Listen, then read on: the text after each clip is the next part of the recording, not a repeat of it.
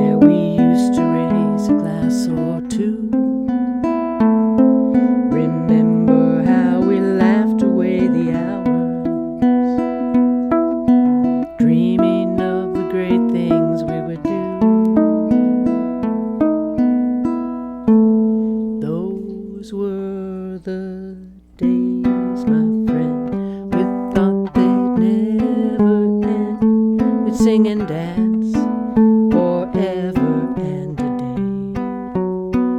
We'd live the life we'd choose, we'd fight and never lose. But we were young and sure to have our way.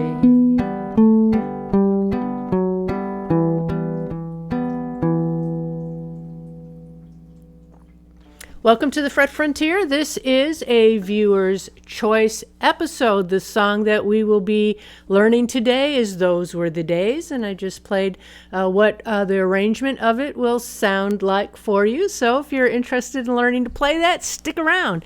In this episode, we are going to place the chords, and in episode 2, part 2, we will add the finger picking pattern and the bass line for the verses and the chorus.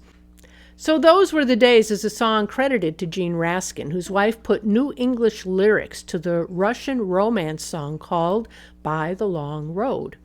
The Russian version was composed by Boris Fromm, with words by the poet Konstantin Provensky, which I am sure I just really didn't say right. Gene Raskin copyrighted both the music and the new lyrics his wife wrote under his own name, and then he performed them as the closing song to his live performances. The Mary Hopkins recording of this song was released as a single in 1968 after the formation of the Apple Records label. It was produced by Paul McCartney and arranged by Richard Hewson. It became a #1 hit on the UK single chart, but reached only #2 on the US Billboard Hot 100 as the Beatles released their own recording of Hey Jude at the same time, and it kept her out of the top spot. All right, let's take a look at our form of this song. We're in the key of E minor. Now, we're not going to play these chords, as you notice when I play this at the beginning, in the open position. We're going to move these up the neck, and we're going to create 2-string chords for the most part, with the open drone on the first and the second string. E minor, great song to use open drones. And again, we have this 1-5 thing happening, right? The open first string is E, and then the open second string is B. Let's count that in from E, E, F, G, A, B. B is the 5th. Okay, so we have our root, the E, and we have our 5th, the B, ringing out all the time when we use open voicings on this song. So I'm going to show you how I figured out where to place my open voicings by showing you the movable bar chords where I'm getting these shapes from. So let's take a look. We're going to start with our E minor as this closed voicing or bar chord. Okay, we have the first finger on the 7th fret of the first string, second finger on the 8th fret of the second string. You can put the little finger on the 9th fret of the 3rd string and the 3rd finger on the 9th fret of the 4th string.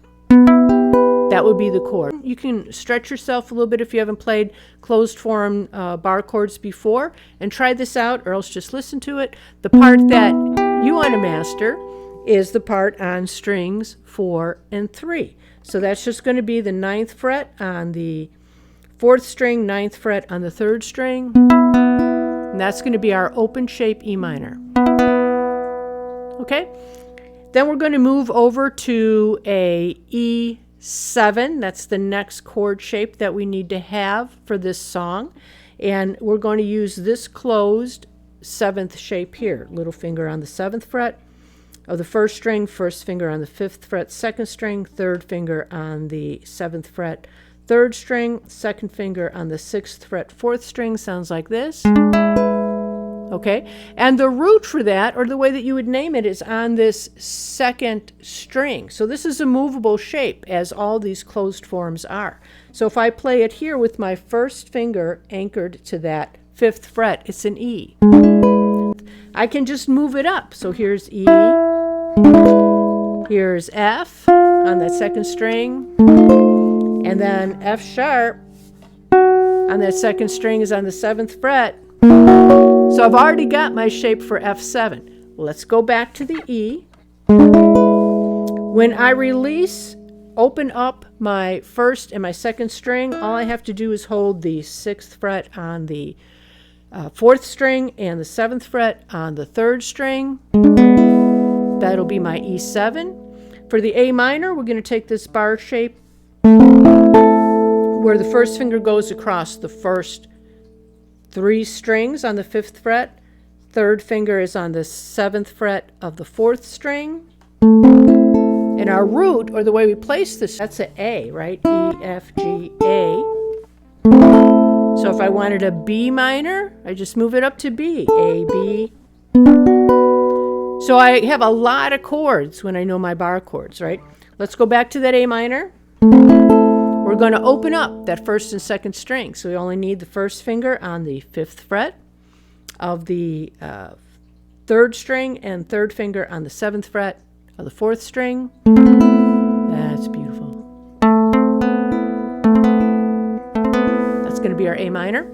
Okay, and we only need one more chord because we already did the F sharp 7, but let's review that. Okay, so this is the same shape we used for the E. On the F sharp 7, we're going to add that 1st finger back on. I like that a little better. Okay, so we're going to have the 2nd finger on the 8th fret of the 4th string, 3rd finger on the 9th fret of the 3rd string, 1st finger on the 7th fret of the 2nd string, and that'll be our F sharp 7. And then all we need is the B7, which will bar 1st finger all the way across all of the strings. 2nd finger comes to the 8th fret of the 4th string on that 7th fret there with that bar. That's the full chord, but for our purposes, we're just going to open up that 1st and 2nd string, meaning we have the 1st finger on the 7th fret, 4th string, 2nd finger on the 8th fret, 3rd string. That's our B7. All right, so let's play that through. We're just going to be placing our chords. So we're going to play them as whole notes, 4 beats, each one of these positions, and we'll go through the verse. So we're set up. We have the, let's do our 2nd finger on the 9th fret of the 4th string, 3rd finger on the 9th fret of the 3rd string. We're going to strum that through to start off on our E minor and then continue. 1, 2, 3, 4. 1, 2, 3, 4. 1, 2, 3, 4. E7. 2, 3, 4. A minor. And we're going to do A minor again. Notice that bar with the 2 dots means just repeat that measure exactly the way you played it. Or E minor. 2, 3, 4. F sharp 7. 2, 3, 4. B7. 2, 3, 4. Okay, those are the chords we need for our verse. Let's move on to our chorus. So here is our chorus chord chart. We only need to learn 3 additional chord shapes. So let's take a look at that D slash A, starting with the 1st finger on the 5th fret, 1st string, little finger on 7th fret, 2nd string, 3rd finger, 3rd fret, 3rd string, 2nd finger, 2nd fret, 4th string, strum that through.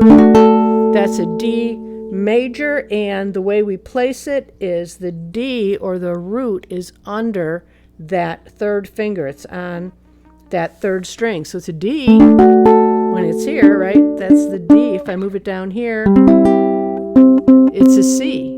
Move it down here, it's a B. All right, let's get back to the D. Okay, we're just going to open up that 1st and 2nd string, get this nice sound.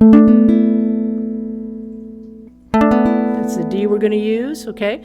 And then we'll move down to D7, same shape we had before. This guy we're using for the E and the F sharp. All right, so when we open up that first and second string, what we have left is the second finger on the fourth fret of the fourth string and the third finger on the fifth fret of the third string.